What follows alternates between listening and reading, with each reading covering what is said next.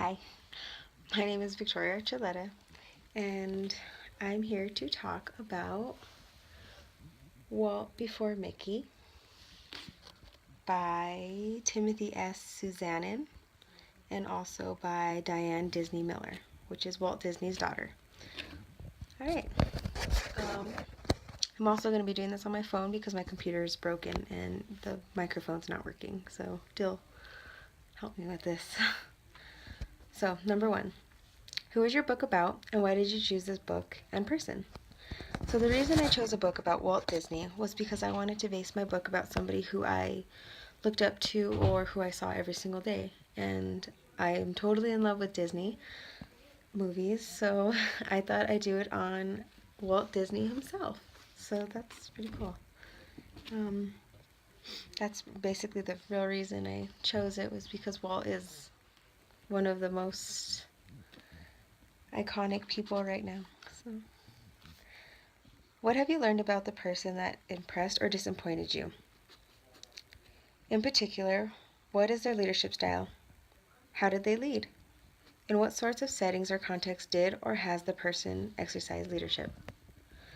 So, when I started the book, I started thinking that Walt Disney wasn't too great of a leader because this book does year by year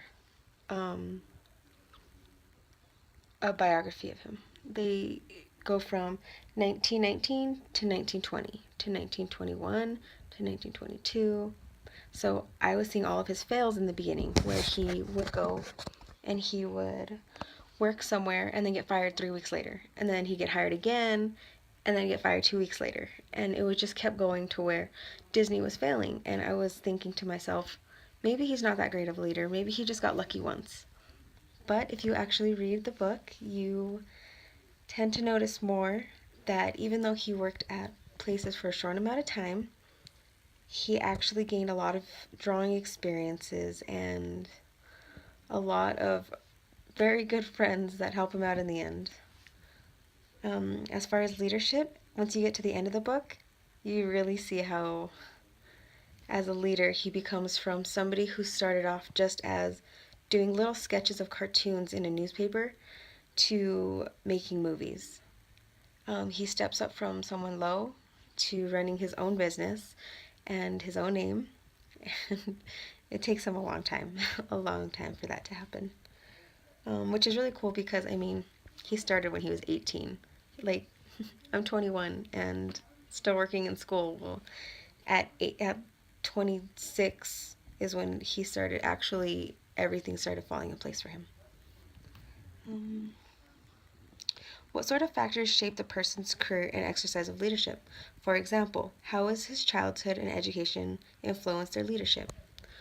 Now, like I said, it started when he was 18, and the only thing that they give you is that he did quit high school to help his father on his farm, and then as soon as he started helping his father on the farm, World War I happened, and he was too young to draft in the army, so he went out to France to be an ambulance driver. And then after that happened, he came back, and that's when he started all of his drawings and going into advertisement. The thing that I saw that helped him become a leader was all of his losses. He kept failing and failing and failing, but he still didn't give up. And he kept pushing on, and he kept finding all the little jobs he can get just so he can go by and be an advertisement drawer or artist or just something in there. And then he ended up learning a lot of cool tricks, and he also created a lot of new techniques. If he would have stayed at any of the first advertising jobs he was in, he wouldn't have come up with Mickey Mouse or The Lion King or any of the Disney princesses or even Frozen. He would have ended up with Oswald the Rabbit. And I will show you who Oswald the Rabbit is in a little bit. But because of copyrights, Oswald the Rabbit ended up belonging to somebody else. And Walt Disney ended up leaving the franchise because of the disrespect he felt towards it, and ended up creating Mickey Mouse, which is really cool. So we finally got Mickey Mouse. At the end of the book, you find that out, and it's like the coolest thing. Number 4. What specifically did you learn about the leadership, and how does that influence the way you now consider your work or professional situation, actual or hoped for? After reading Walt Before Mickey, I learned that leadership is all about heart work.